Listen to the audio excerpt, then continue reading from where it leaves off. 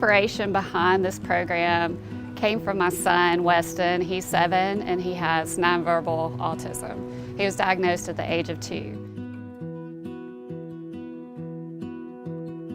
I moved to Walton County in 2012 from Northern Virginia, and my son Jake is autistic and he was in the middle school, and I realized there were no programs for special needs youth or adults in the county.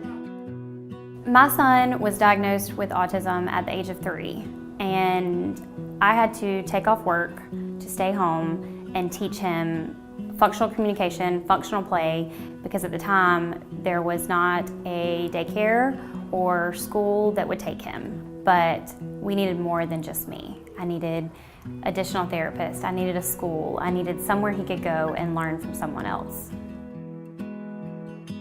And so shortly after I moved here in 2014, I started a Special Olympics program for Walton County as a way to give my son and other people with disabilities in the area some recreational opportunities. So for our 3-year goal for our current building was to have 30 students and 3 classrooms. 2.5 years in, we have 5 classrooms and 45 students. Our classrooms are set up with 10 to 12 students and 2 teachers, and that's how we are able to accommodate each learning style and each ability of each child. So we developed this program as a comprehensive program that focuses on teaching job-related skills and give individuals with developmental disabilities a skill set that will transfer out into the community. So we have outgrown our building and we are looking to add so that we can continue to accommodate our students and the growing need of our community. We want to grow with them. We want to continue to be able to provide these services for them because just because they're in 6th grade, middle school still is not the best place for them right now. So we want to be able to continue to accommodate that by adding high school. After high school, we do also want to do a day program. We want to continue to grow with these children so that there's somewhere for them to go in the community. So we'll really be on the cutting edge of addressing the transition gap as children are aging out of the public school system into our adult world.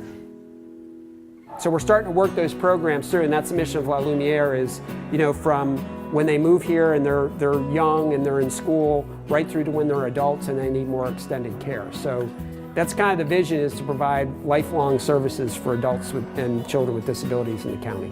It's all about their passion. It's all about seeing them grow. It's all about seeing them complete a goal that they may have never even acknowledged that they can complete. I think it allows them to kind of be normalized in some way, that everybody looks at everybody the same. So when we're on the court here, there's no one with a disability. We're all athletes here and they're playing. So again, I think the Unified Partners as well as the other athletes take that we're all as one team. I help around. That's why I'm a volunteer. So that's what I do for a living, for Special Olympics that we have together.